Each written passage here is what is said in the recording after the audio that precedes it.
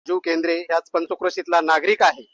भारतीय संविधानाने त्यांना जे अधिकार दिले त्यांनी ते अधिकार वापरले पाहिजेत. परंतु सतत सतत पत्रकाराच्या बद्दल जर तुम्ही गरळ ओकत असाल तर हा पत्रकार सुद्धा याच पंचक्रोशीतला आहे. कायद्याचा आधार घेऊन जे माणसाला भारतीय राज्यघटनेच्या चौकटीत राहून जे करता येते ते केलं पाहिजे.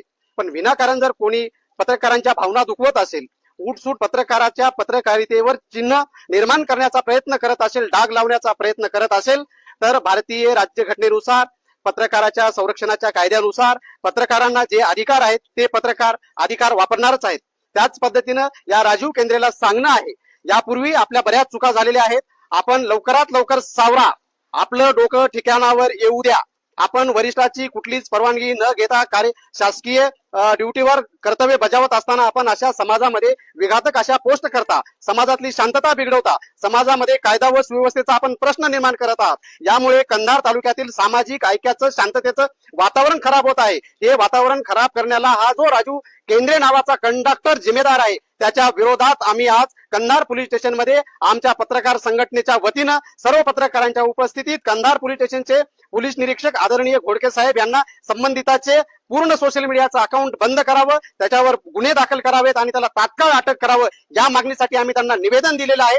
या पुढचं आमचं पाऊल संबंधित हा वादग्रस्त कंडक्टर ह्या तालुक्यात राहता कामा नये, यासाठी आम्ही एसटी महामंडळाकडे, आगार प्रमुखाकडे, जिल्हा आगार प्रमुखाकडे, वेळ प्रसंगी महाराष्ट्राच्या परिवहन मंत्र्याकडे आम्ही त्याची या बदलीची मागणी करणार आहोत. यासाठी राजीव केंद्रे खबरदार, पुन्हा जर पत्रकारावर जर बोट उचलाल तर कायदा तुम्हालाही आहे, कायदा आम्हाला आहे. कायद्याच्या चौकटीत राहून काम करा, अन्यथा गाठ कंधार तालुक्यातील पत्रकाराचे हे या निमित्तानं मी सांगत आहे. नमस्कार. सर्वप्रथम सर्व नागरिकांना नमस्कार. आज कंधार तालुका पत्रकार संघाच्या वतीने आज कंधार पोलीस स्टेशनला एक आम्ही निवेदन दिलेले आहे. एक आगारातील एक राजीव केंद्रे नावाचे कर्मचारी आहेत. ते वारंवार आक्षेपार्ह पोस्ट नेहमी सोशल मीडियावर करत असतात. त्याचाच एक काल असंच एक प्रकरण घडलं. पत्रकारांनी आमच्या शुभमजी केंद्रे यांनी काल कंधार आगाराची बस फुलवळे येथील टोल नाक्यावर थांबल्यामुळे जवळपास अर्धा तास ती बस त्या ठिकाणी थांबून होती. फास्टॅग मध्ये बॅलन्स नसल्या कारणाने त्या बसला त्या टोल नाक्यावाल्यांनी अडवलं आणि तिथला जो व्हिडिओ आहे नागरिकांनी सोशल मीडियावर व्हायरल केलेला होता.